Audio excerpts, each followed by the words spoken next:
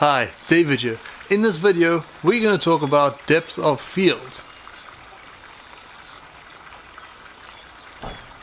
and why it's important. In order to have a sharp picture, your camera needs to focus on a fixed point. Depth of field is just how far in front of that point and behind that point is also in focus. When your camera focuses, it basically focuses on a flat plane. So if you have an object, you're just moving this plane back and forth until that object is in focus. With depth of field, if you have a wide aperture, so something like f2.8 for instance, you'd have a very narrow plane, like for instance my hand. So you say here's the object, you'd have to hit that right dead center to get that object in focus. But if you have a narrower aperture, then the depth of field increases. So if you have the same object with a narrower depth of field, like say for instance f10, which could be represented by my fist now for instance, you have a lot more of that picture then in focus. So say for instance you have a background right over here and the object is right behind the background. With a wider aperture, a lot shallower depth of field, you will only have the object in focus, whereas if you have a narrow depth of field, you could also have that background then in focus. Speaking of aperture, if you want to learn a bit more about aperture, I've made a separate video. You can watch it somewhere here. Here. You can watch it in one of these corners. And the link is also in the description below. A much simpler way to explain this would be me to show you practically with the camera right now. So once you make the aperture narrower, you're going to have to increase the light by either slowing your shutter speed down or your ISO. As I'm currently shooting video, it'll be easier for me to drop my ISO to something much higher. The picture will become a bit grainier now, but we're gonna have to make do with that. Let's go to 6400 just to make sure that everything's lit. And now I'm currently in aperture f1.7. Let me just make sure my face is in focus. Okay, my face is now the focal point. I'm gonna pump the aperture up to f16. So we're currently at f8 and now we're at f16.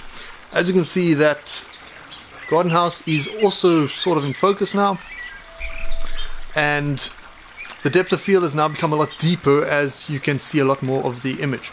This is very useful for landscape photography and anything where you want to have a lot of the image in focus. Okay, back to ISO 200 and my aperture being 1.7. Now you can see the background is very blurry again, and that is brilliant if you have doing portrait photography or if you're photographing animals, anything where you want to try and separate the subject from the background. This avoids distractions being seen in the photo or your videos and helps you focus on the subject matter itself. Another thing of interest with depth of field is that if you have a longer lens, you can get a blurry background quite easily by having the subject a bit further away. This is because the longer the lens, the narrower the field of view is of that lens, which basically magnifies the amount of blurriness in the picture.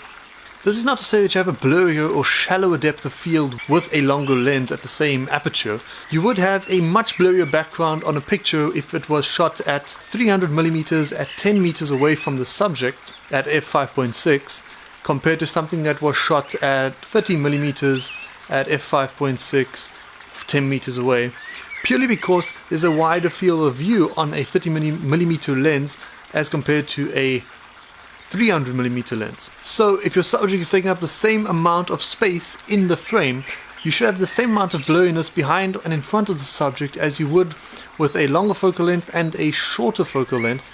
The only difference is with a longer focal length you'll have a much narrower field of view, which means that you'll have a lot less distractions in the background as there won't be as much to show. And with a wide angle lens, you would have to obviously get physically closer to the subject in order to have that same amount of space in the frame.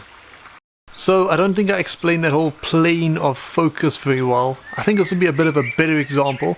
As you can see, let me just make sure that I am actually in focus. My focus is fixed onto my eye now. So as you can see, my hair is out of focus, but my eye here is in focus.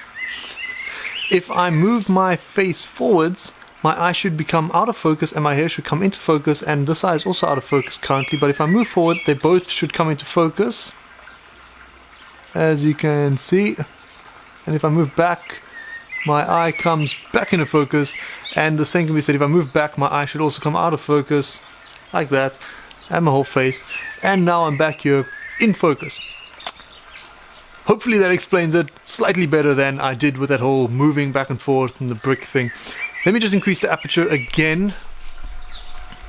Let's just make the ISO a lot higher again. So that's 6400 ISO. I'm on aperture 1.7 currently, and my eye is here. Is still the plane is over here where my eye is currently.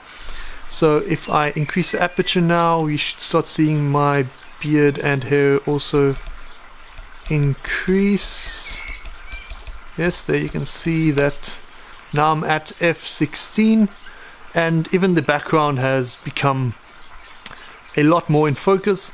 Let's just drop this aperture down and we can see that that focal plane becomes so small once again. So now I'm on f1.7. If I look for that focal plane by just coming in closer with my body, okay, and there.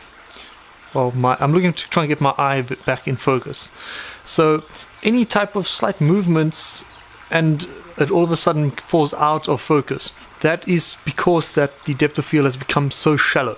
Anyway, I hope this has been helpful. Hold on a second. Much better. Anyway, hope this was helpful. Thanks for watching. If you like this video, please give it a thumbs up. Subscribe for more tech-related / how-to related videos like this one. I'm David, and I'm going to see you in the next one. Ciao.